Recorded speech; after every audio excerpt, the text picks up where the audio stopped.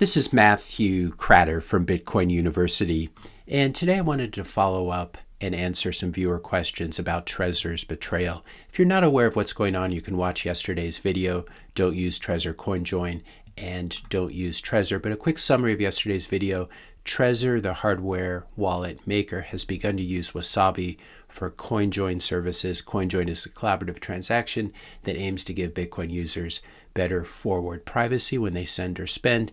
The only problem with this, the problem with using Wasabi, is that Wasabi, in particular, the coordinator, the CoinJoin coordinator, which is a parent company called ZK Snacks, uses some of your fees to pay a chain surveillance firm that helps Wasabi censor Bitcoin addresses that the US government doesn't like. So if you use Wasabi through Trezor or independently, you are helping directly to feed the beast with your fees. And you have to ask yourself, why would a privacy-focused company like Trezor or Wasabi impose this kind of surveillance when it's not even required by any government? Because a CoinJoin coordinator like ZK Snacks is not a money transmitter. They never have custody of your funds. These sort of money rules do not apply to a CoinJoin coordinator. So what they're doing is they're over-complying. Both companies, Trezor and Wasabi, are over-complying with laws that have not even been passed. And I think this is because they're more interested in profits than user privacy or the Bitcoin revolution. This was already apparent from Trezor's support for shitcoins over the years. You can scroll down here and see all the supported coins, and you can just try to imagine how much money people have lost over the years because they saw that a legitimate company, or an apparently legitimate company like Trezor, offered support for Toncoin and Leo token and OKB and Stellar and Bcash, etc. And the list goes on and on and on.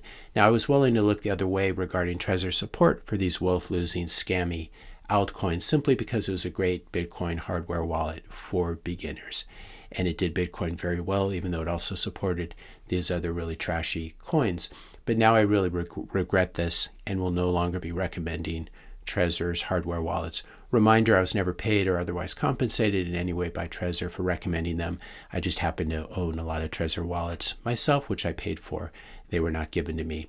So my new recommendations for hardware wallets are Bitcoin-only projects and Bitcoin-only companies like Blockstream Jade, ColdCard, and SeedSigner is another one if you like sort of a DIY perspective. If you're enjoying this video so far and finding it helpful, I just ask you to hit that subscribe button. That really helps out the channel's reach, as well as the like button. Maybe leave a comment or question as well. Now, another important point is that scammers will use times of stress like this to prey on innocent people. And you're seeing this all over Twitter, people responding to my video. Here's Dr. Cactus. Oh my God, I use Trezor T. I'm very worried now. I've always found your videos extremely helpful and honest, so that's why I'm stressed about using my Trezor. We're going to talk about this later in this video. On the plus side, I haven't updated the firmware for over 1 year. Now I don't know what to do or say.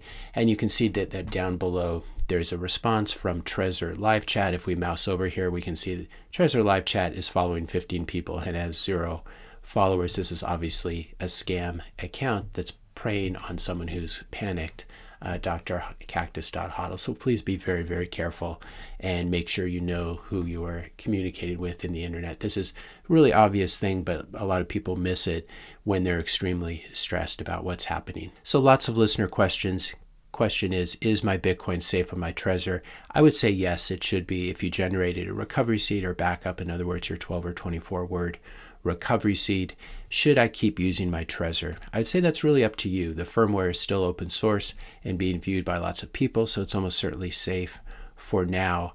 I highly doubt that they would try to steal users' Bitcoin. This doesn't make sense from their business perspective. It would completely destroy their business. And even if they wanted to steal your Bitcoin, I don't see how they could ever get access to your Trezor private keys, which were generated remotely on your Trezor hardware device, and they're not shared with the parent company, at least according to those who have read the firmware and read all the software code.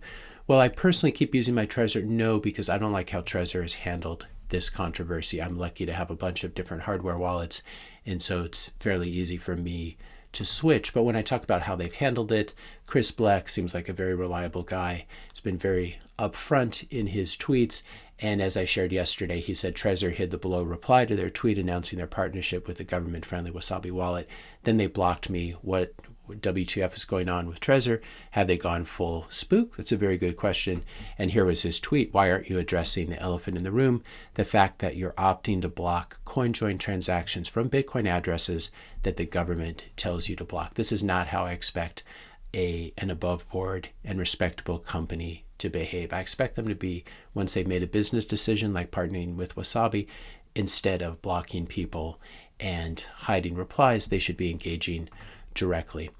If you are hodling your Bitcoin for the next decade, I don't see a strong reason why you need to buy a new hardware wallet today. If you have a Trezor and you're worried, you can keep your Trezor, you can keep your 12 or 24 word backup. You don't really need to do a firmware update, especially if you're not going to sign a transaction with your Trezor anytime soon. The Bitcoin protocol ensures that your Bitcoin is safe. When you've generated this recovery seed, it's impossible to guess. It's like guessing a particular atom in the universe or a particular grain of sand. So you can keep your Trezor. Another question, should you enter your 12 or 24 word recovery seed into a new hardware wallet that you buy, like a Blockstream Jade or a ColdCard or a seed signer? I would not do this. Instead, what I would do is I would generate a fresh recovery seed, 12 or 24 words, on that new hardware wallet, on that Blockstream Jade or that ColdCard, then generate a fresh receive address on that new hardware wallet, then send your Bitcoin from your Trezor to that address on your new hardware wallet. If you reuse the recovery seed, you're not giving yourself really any protection if you suspect or fear that Trezor has somehow been able to glimpse your private keys, your 12 or 24 word recovery seed, which I don't think they have, but it makes a lot of sense, especially if you're going to the trouble and expense of buying a new hardware wallet, to set it up with a fresh recovery seed. And when you're sending your Bitcoin from your Trezor to your new hardware wallet, I would always suggest sending just like $1 or $2 or $5 worth of Bitcoin as a test transaction to make sure everything's working before sending larger amounts, and wait 3, 4, 5, 6 transactions, confirmations, in other words, about an hour, to make sure everything has settled.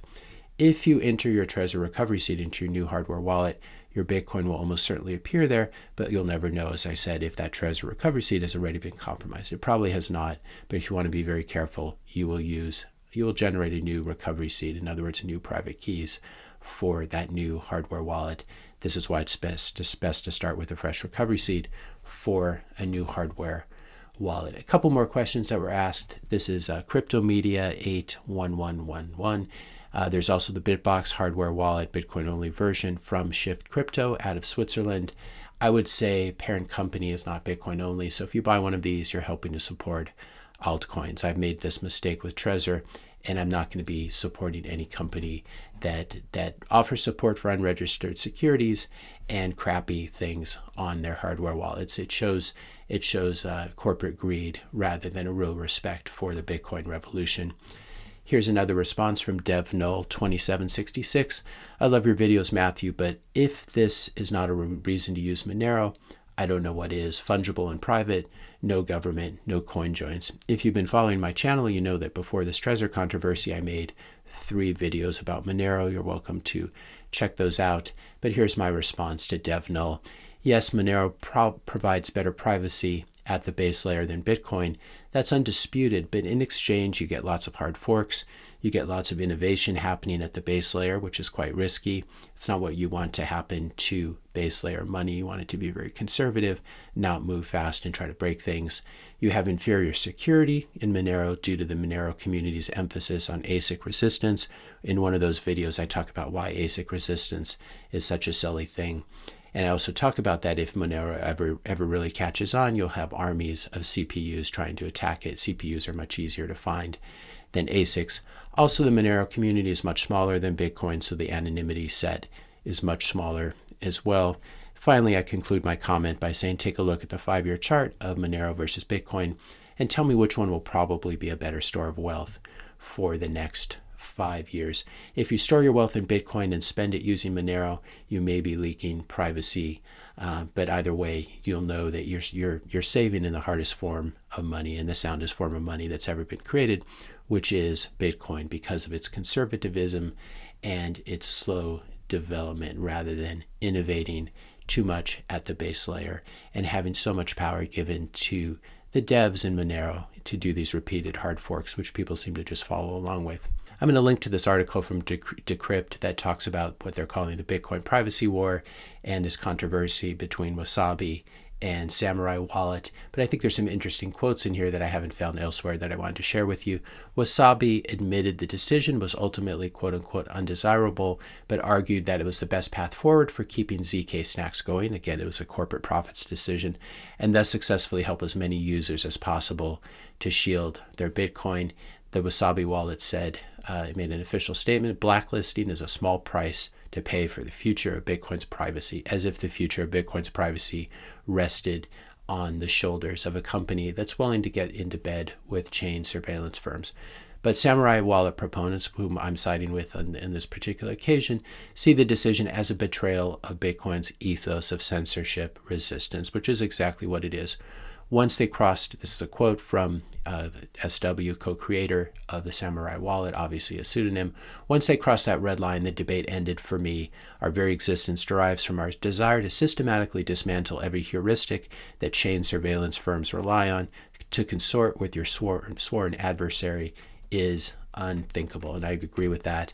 He added that ZK Snacks was never explicitly asked by regulators to blacklist transactions. This is what I was talking about earlier in the video, but they did so anyway. And then another quote from SW, by normalizing the incursion of chain surveillance into the realm of non-custodial Bitcoin wallet software, we are allowing an unthinkable ceding of territory without any justification whatsoever. No regulatory requirement, no legislative demand, nothing. And I think those are really, really good points to make.